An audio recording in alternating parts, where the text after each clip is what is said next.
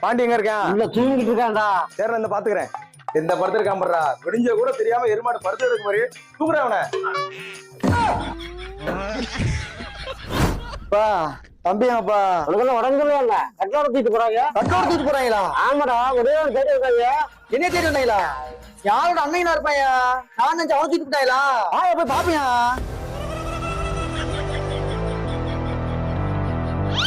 சத்தம்.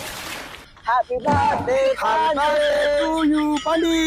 Happy birthday Pandi. ஏய் பாண்டி நீ இங்க இருக்க? Happy birthday to Pandi.